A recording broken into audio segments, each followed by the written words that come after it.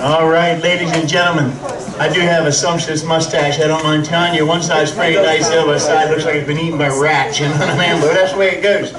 Anyhow, I want to give a shout out to Big Time in Comedy for putting this on for us tonight. But you want to know what I really like? No, not doggy style. You know what I really like? What I like are car shows. Yeah, car shows. And I like this time of year because you can go from Del Mar to Fruitland and you can find a car show in any way, shape, or form. You find the late great Chevys, you know, the Fords, the Mustangs, the muscle cars, and then you got the Miata drivers, right? You know them guys who got the Miata drivers? But I like cars. Now, don't get me wrong. I'm not a big car freak. No, I drive a 2000 Ford Fiesta, the front clip held on by black wire ties. Don't take me wrong here. The white ones just won't work. But I love the car show. And you know, I think the reason why is because my brother he had one of those cars. Yeah, he had a 56 Pontiac. It was big as a whale. You could put a family of 4 in the back seat and raise them for a year. Nobody would know the difference. Big car. But I love the car shows because at every car show, there's a little theme. The first car show, keep this in mind now. The first car, Dad's got the hood up.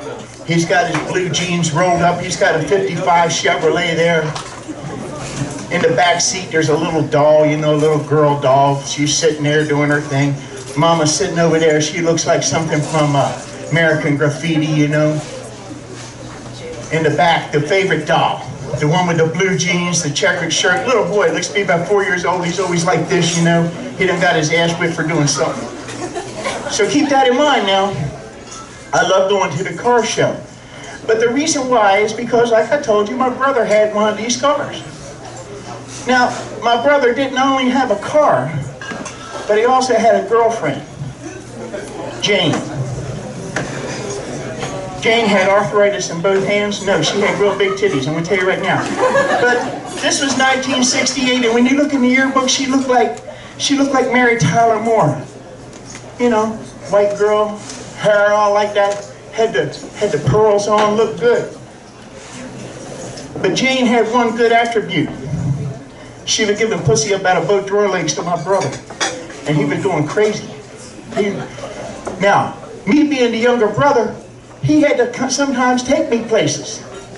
Well, every Wednesday night, I went and shot on the rifle team. So he would pick me up, and we lived way out by the airport, and run me in town, and I would go do the rifle thing, and when I come out, he would be there.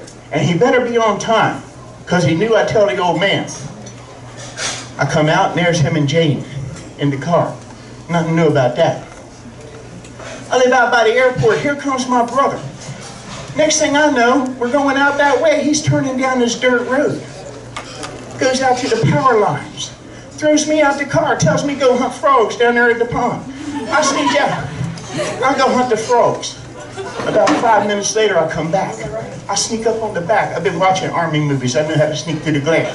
I come out through the back. And there was my brother's car. The window's so foggy, it looked like a 2-hour school delay. I couldn't help it. I snuck up to the back. I looked through the window. And Jane had done been possessed. Possessed by something. She had done ripped off all her clothes.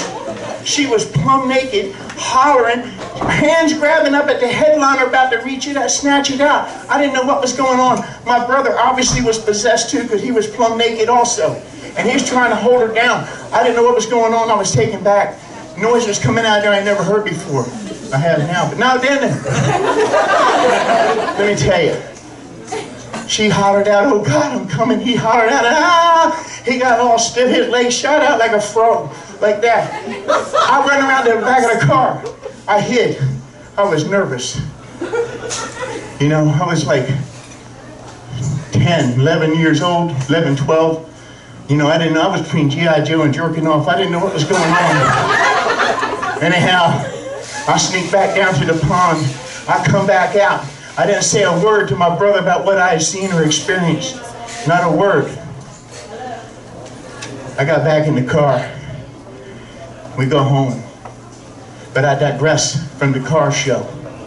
when I go to the car show. Remember the guy that had the car with the little boy and the little girl? This is what really I'd like to see. Let's keep it real.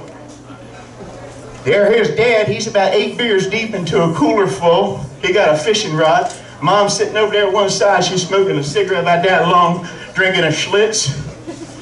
Little girl in the back seat. Boy he's like this. He done got his ass whipped because when you look in the back, he done stepped on the French fries and dropped his soda all over the place.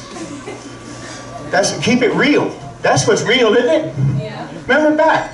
Yeah, kids, well, you might not have any kids, but you were like that. That's how you were. The first car. I'm keeping it real.